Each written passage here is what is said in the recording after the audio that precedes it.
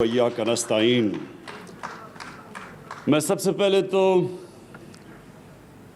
Chief minister Punjab Usman Buzdar, मैं आपको आज सबके सामने ख़ास मुबारक देना चाहता हूँ। मुबारक ये नहीं जो अभी आप समझ रहे हैं कि जो पैकेज अनाउंस किया इसकी मुबारक नहीं। मुबारक मैं चीफ मिनिस्टर साहब आपको और फिर आपकी जो टीम है, चीफ सेक्रेटरी और आईजी पंजाब, जिस तरह आपने ये बड़े बड़े कब्जा ग्रुप के महल गिराए हैं, मैं उसके लिए ख़ास आपको मुबारक देना चाहता हूँ।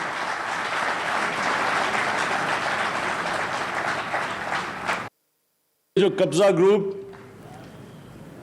जो ये लानत है कब्जा ग्रुप्स की, गरीबों की ज़मीनें कब्जा करना, सबसे बेचारे जो हमारे मेहनत कश बैरून मुल्क पाकिस्तानी, वो मेहनत करके बेचारे अपने पैसे जोड़ के आके ज़मीन ख़रीदते हैं घर बनाने के लिए, उसके ऊपर कब्ज़ा हो जाता है और फिर बेबस होते हैं लोग इन ताकतवर लोगों के सामने। तो जिस तरह मैंने बड़ा महल गिरते देखा, सबसे बड़ा लाहौर का कब्ज़ा ग्रुप जिसकी पुश्त पे पिछड़ा वज़ीर आज़म और उसकी फैमिली खड़ी थी, जो उनके होते हुए ज़मीन कब्ज़ा हो रही थी, बल्कि उन्होंने उसको तहफ़्फ़ुज़ दिया। यानी कब्ज़ा ग्रुप को कौन बचा रहा था? वज़ीर आज़म और उसकी हुकूमत। तो सोचेंगे बेचारे छोटे लोग क्या करेंगे। तो ये जो लोग कहते हैं ना तब्दीली क्या है, ये है तब्दीली। जब ये बड़े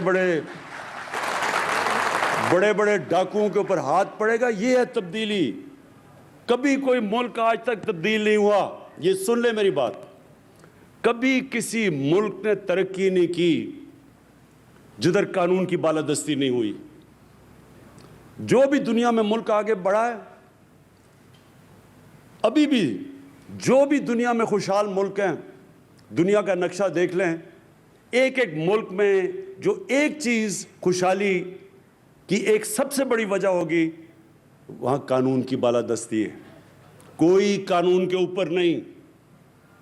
कोई बड़ा डाकू ये नहीं कह सकता कि जनाब मैं तुम्हारी गवर्नमेंट गिरा दूंगा जब तक मुझे एनआरओ नहीं दो। वहाँ कानून, और जब कानून की बालादस्ती होती है वही कौम ऊपर चलती है। हमारी मदीना की रियासत में नबी सल्लल्लाहु अलैहि वसल्लम ने क्या किया था? इंसाफ कायम किया था। इंसाफ बुनियाद होती है खुशहाली की। तो चीफ मिनिस्टर साहब, मैंने तो ये ख़ास कहना था कि लोग समझते हैं कि जी देखें बड़ा शर्मीला सा चीफ मिनिस्टर है, कोई ज़्यादा तकरीरें नहीं करता, शहबाज शरीफ की तरह अरबों रुपया अपने इश्तिहारों पे अपने ऊपर नहीं खर्च करता, बड़े बड़े 40-40 गाड़ियों के कॉन्वॉय में नहीं फिरता। लेकिन ये असल काम है करने का। और आज साहिवाल में मुझे ख़ास तौर पे खुशी है कि हमने ये जो प्रोग्राम शुरू किया, ये चीफ मिनिस्टर साहब और हमने डिस्कस किया कि हम अब डिवीज़न बाय डिवीज़न जाएंगे और जो इलाके पीछे रह गए हैं, बारी बारी हमने एक इलाके को उठाना है और पूरी तरह, यानी उसकी हर तरह उस इलाके में तरक्की कैसे हम करवा सकते हैं। तो आज एक पूरा पैकेज लेके आए हैं हम अपने साथ। चीफ मिनिस्टर साहब ने अपना पैकेज दिया है और इसमें बड़ी ज़बरदस्त चीज़ें जो पहली दफ़ा साहिवाल में हुई। देखें, आम आदमी, सबसे ज़्यादा आम आदमी की ज़रूरियात क्या होती हैं?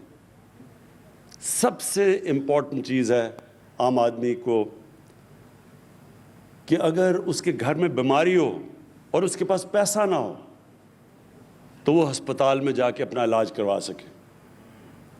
जो सही तरह मुझे लगता है समझ नहीं आई, क्योंकि मैंने इतनी इस छोटे से ग्रुप में ताली बजते नहीं देखा।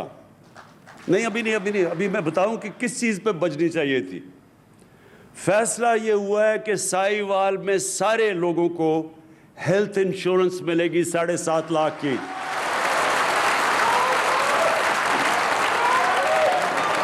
और इसका मतलब कि किसी भी बेचारा गरीब मजदूर جس کو سارا وقت مشکل پڑی ہوتی ہے کہ میں اپنے گھر میں جا کے تو میں اپنے بیوی بچوں کا پیٹ پال سکوں، اور جب اس کے گھر میں بیماری ہوتی ہے اور پھر وہ سوچتا ہے کہ میں اب اپنے گھر میں بچوں کو کھانا کھلاؤں یا میں جا کے علاج کرواؤں، یہ میں آپ کو یقین دلا رہا ہوں کہ یہ جب کسی بھی گھر میں یہ جب مسئلہ آتا ہے، وہ گھر اپنا سب سے مشکل وقت سے گزرتا ہے۔ دنیا کی ریسرچ شو کرتی ہے کہ جو گھرانے غربت کی لکیر سے اوپر بھی ہوتے ہیں، بیماری کی وجہ سے وہ غربت کی لکیر کے نیچے چلے جاتے ہیں۔ اور یہ شوکت خانم کینسر ہاسپٹل بنانے کی وجہ یہ تھی کہ کینسر کا علاج سب سے مہنگا ہے، تو تب میں نے سوچا کہ میں صاحب حیثیت تھا، مجھے اتنی مشکل پڑی اپنی والدہ کا علاج کروانے کے لیے، تو وہ جو بیچارے غریب گھرانوں میں گھر میں وہاں جب کینسر ہوتی ہے تو اس گھر کے اوپر کیا گزرتی ہے، کیونکہ کینسر کا تو بہت مہنگا علاج ہے۔ تو یہ جو ہیلتھ کارڈ شروع ہوا ہے ساہیوال سے، اور ڈی جی خان سب سے پنجاب کا غریب علاقہ ہے، ادھر سے شروع ہوا ہے تاکہ ان کو پہلے ہیلتھ انشورنس ملے، اور انشاءاللہ دسمبر تک سارے پنجاب کے لوگوں کے پاس ہیلتھ انشورنس آ جائے گی۔ تو یہ آپ کو پتہ ہونا چاہیے کہ یہ امیر ملکوں میں، ڈیولپڈ نیشنز کے اندر بھی یونیورسل ہیلتھ کوریج نہیں ہوتی۔ یہ اللہ کی بہت بڑی نعمت ہے، اور میرا یہ ایمان ہے کہ جو ہمارا ملک بنا تھا اسلامی فلاحی ریاست، وہ اس ویژن کی طرف اب جا رہا ہے کہ عام آدمی کا سب سے پہلے علاج، اس کے بعد تعلیم۔ اب پورا زور دینا تعلیم کے اوپر ہم نے، اور تعلیم سی ایم صاحب اس کے اوپر ہم نے خاص توجہ دینی ہے کہ جو عام آدمی سرکاری اسکولوں میں جس طرح کی تعلیم مل رہی ہے اس کو کیسے اپ گریڈ کرنا ہے۔ ہم نے فیصلہ کر لیا کہ ہم ایک کورس سلیبس پاکستان میں لے کے آئیں گے۔ یہ اپریل میں جو فیڈرل گورنمنٹ اور ہم نے اپنے دو جو صوبے جدھر ہماری گورنمنٹ سے، اور اب تیسرا گلگت بلتستان، ہماری پوری کوشش ہوگی کہ ایک کورس سلیبس سب کے لیے ہو، یعنی انگلش، یہ نہیں کہ انگلش میڈیم، اردو میڈیم، دینی مدرسے، ایک ہی ملک میں 3 سلیبس چل رہے ہیں، 3 کلچر چل رہے ہیں ایک ہی ملک میں، تو انشاءاللہ ایک ہی سلیبس، کورس سلیبس سارے ملک میں اپریل سے شروع ہوگا۔ اس سے سب سے فائدہ ہوگا غریب گھرانے کے بچوں کو، اسکول کے بچوں کو اوپر آنے کے لیے ان کو موقع ملے گا۔ ابھی یہ موقع ہی نہیں مل سکتا کیونکہ ان کو وہ تعلیم ملتی ہے کہ وہ اوپر ہی نہیں آ سکتے، تو یہ دوسری ہماری کوشش ہے۔ اور یہ جو ثانیہ نشتر نے احساس پروگرام کی آپ کو جو چیزیں بتائیں، میں آپ کو سمجھانا چاہتا ہوں کہ احساس پروگرام ہے کیا۔ دیکھیں، ہر ملک میں ایک لفظ انگریزی میں استعمال کرتے ہیں سیفٹی نیٹ، کہ جو نچلا طبقہ ہے اس کے لیے، غریب لوگوں کے لیے، ہر ایک جو فلاحی ریاست ہے، مثلا ڈنمارک ہے، سویڈن ہے، ناروے، یورپ کے اندر بھی زیادہ تر ملکوں میں، انگلینڈ کے اندر ایک سیفٹی نیٹ ہوتا ہے کہ غریب آدمی اگر بیمار ہوتا ہے تو اس کو مفت علاج کی سہولت ہو۔ دوسرا کہ وہ بچوں کو تعلیم دے سکے، اگر اس کے پاس پیسہ نہیں تو مفت تعلیم اس کو بچوں کو ملنی چاہیے۔ تیسری چیز، وہ اس کے لیے حکومت روزگار کے موقع دے کہ اگر وہ بے روزگار ہوتا ہے تو کوئی نہ کوئی ایسا حکومت کے پاس پروگرامز ہونا چاہیے کہ وہ روزگار دے، جو کہ ابھی آپ کو ثانیہ نے بتایا کہ اور یہ کامیاب جوان کے سستے قرضے، جس طرح یہ ٹریکٹر دیے ہیں، یہ اس طرح کی گورنمنٹ کے پاس پروگرامز ہونے چاہیے سہولتیں دینے کے لیے جب کہ بے روزگاری ہو۔ تو اور پھر ٹیکنیکل ایجوکیشن، تو یہ پورا جو احساس پروگرام ہے اس کا مطلب ہی سیفٹی نیٹ نچلے والے طبقے کو دینا۔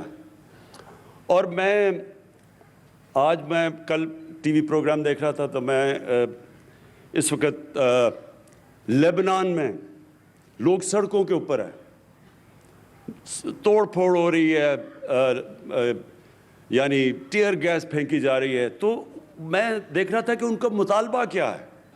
ایک مطالبہ جو لوگ سڑکوں کے اوپر نکل کے مظاہرے کر رہے ہیں, ایک مطالبہ ان کا یہ ہے کہ جب وہاں کرونا کو روکنے کے لیے لاک ڈاؤن لگایا گیا لیبنان میں, تو گورنمنٹ نے جو پیسے بانٹے اس ٹائم پہ, انہوں نے کہا وہ پیسے صحیح نہیں بانٹے گئے, سیاسی بنیاد کے اوپر پیسے بانٹے گئے. اور وہ لوگ احتجاج کر رہے ہیں کہ منصفانہ اور شفافیت سے وہ پیسہ نہیں بانٹا گیا, اس لیے وہ سڑکوں پہ ہیں. ہم نے تھوڑے سے وقت میں اور یہ احساس پروگرام کے ذریعے ہم نے 180 ارب روپیہ بانٹا. 180 ارب روپیہ یہ جب لاک ڈاؤن لگا تھا, اور 180 ارب روپیہ بانٹا. ایک آدمی نے سارے پاکستان میں نہیں کیا کہ سیاسی بنیاد پہ پیسے بانٹے گئے. سب نے تسلیم کیا, ہمارے مخالفین نے تسلیم کیا. حیرت کی بات یہ ہے کہ سندھ میں جو ہمارا صوبہ نہیں ہے, وہاں سندھ کی آبادی سے زیادہ پیسے بانٹے گئے, حالانکہ پیپلز پارٹی کا صوبہ تھا, کیونکہ صرف اور صرف میرٹ کے اوپر ڈسٹریبیوشن ہوئی. تو یہ جو آپ کا بھی پروگرام ہے عثمان ڈار کامیاب جوان کا, اس میں جتنی میرٹ ہوگی اتنا یہ پروگرام کامیاب ہوگا. جو لوگوں کو آپ پیسے جو چیزیں بانٹیں گے, یہ جس طرح آپ نے یہ جو ٹریکٹرز کا کہا, اور جو آپ بھی باقی قرضے دے رہے ہیں تاکہ لوگ اپنی بزنسز شروع کر سکیں, تو اس کے اوپر مجھے پتہ ہے آپ کا سارا سسٹم, اور اس لیے مجھے اعتماد ہے کہ اس میں لوگ جو بھی اس کا فائدہ اٹھائیں گے وہ میرٹ کے اوپر, اس کے اندر کوئی کسی قسم کی سیاسی افیلیشن یا کوئی فیورٹزم نہیں ہوگی. اور یہی وجہ سے انشاءاللہ آپ کا پروگرام بہت کامیاب ہوگا. اور یہ ایک منٹ, اور میں جو امین اسلم جو آپ نے ابھی کیا, ایک بات کر لو بات.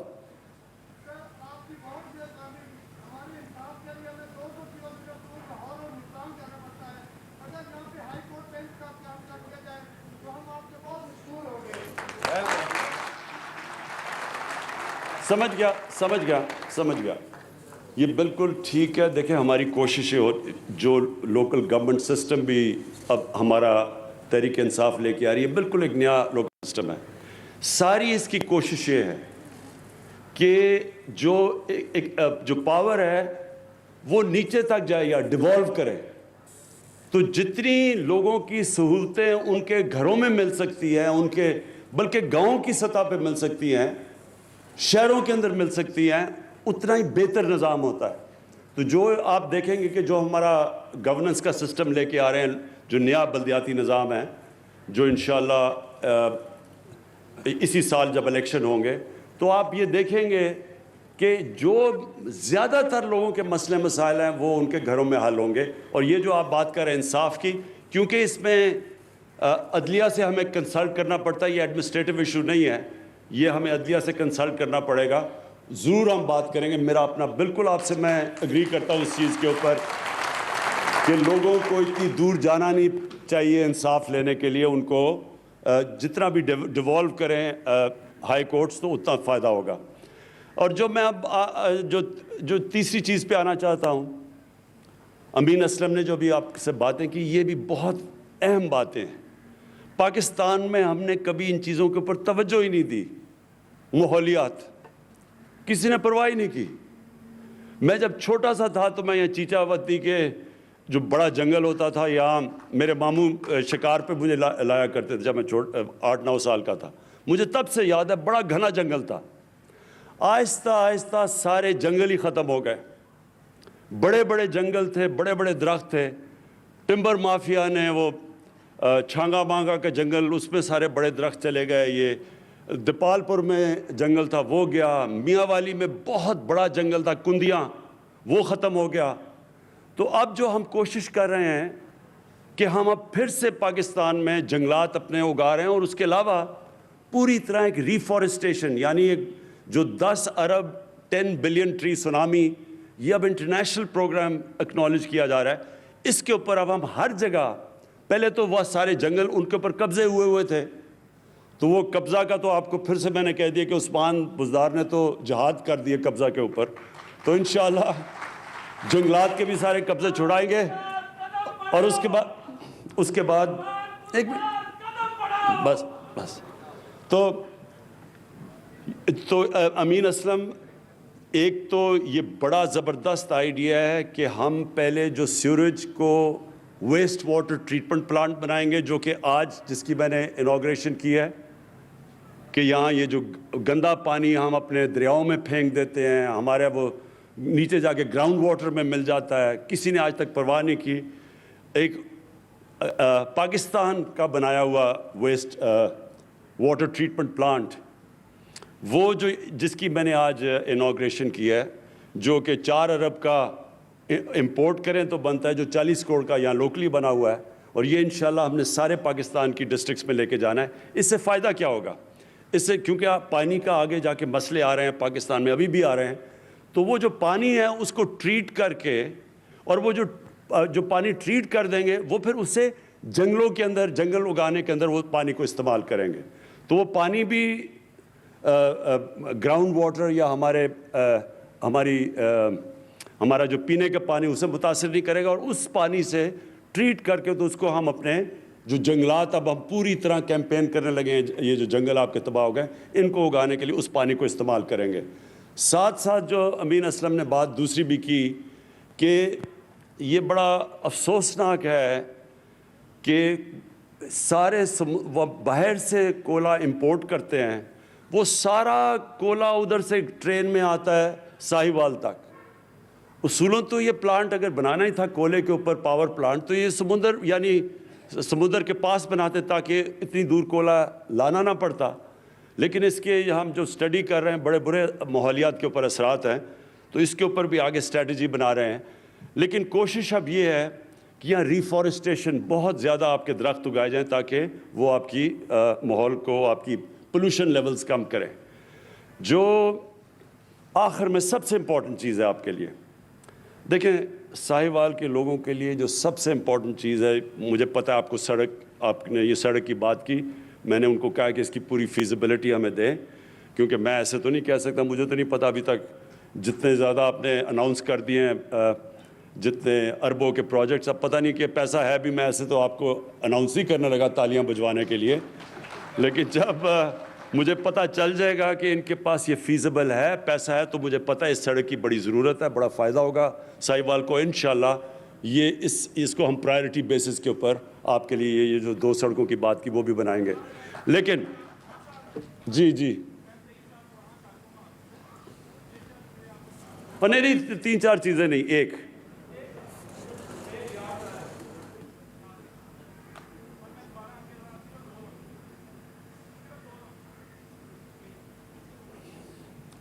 تین چار چیزوں کے لیے ٹائم نہیں ہے، ایک ہوتی تو میں سن لیتا. اچھا سنیں بس ایک منٹ سنیں. دیکھیں جی، آخر میں امپورٹنٹ یہ ہے کہ جو آپ نے بڑی زبردست بات کی کہ یہاں انڈسٹریل اسٹیٹ بنانی ہے آپ کے لیے. اصل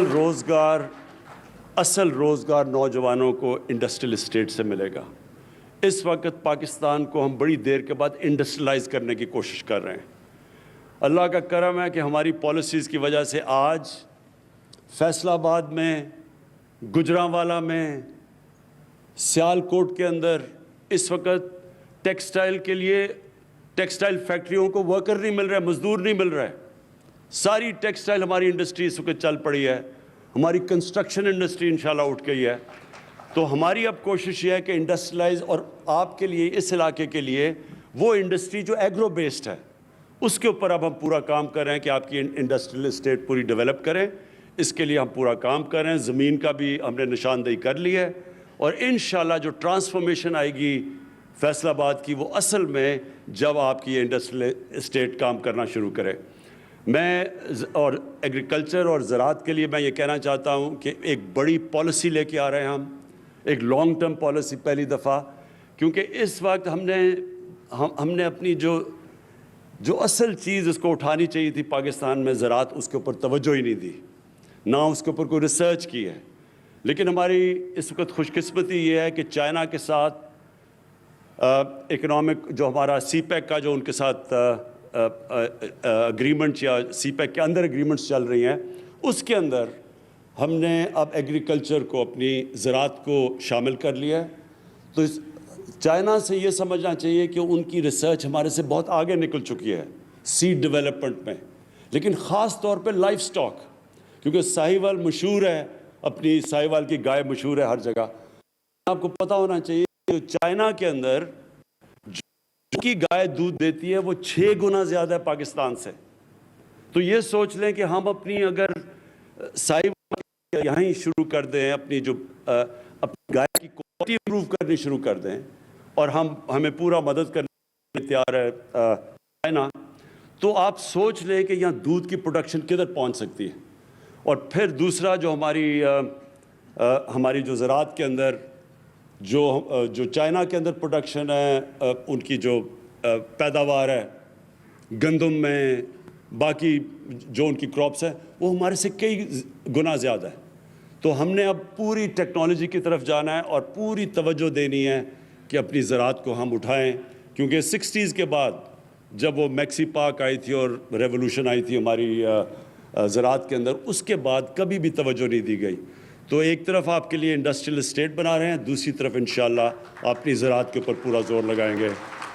اور انشاءاللہ ساہیوال وہ جگہ ہے، میں ویسے آپ کو آخر میں بات کر دوں، ساہیوال وہ جگہ ہے جو میں اپنی زندگی کا پہلا ریپرزینٹیٹیو کرکٹ میچ 16 سال کی عمر میں ساہیوال میں کھیلا تھا. شکریہ.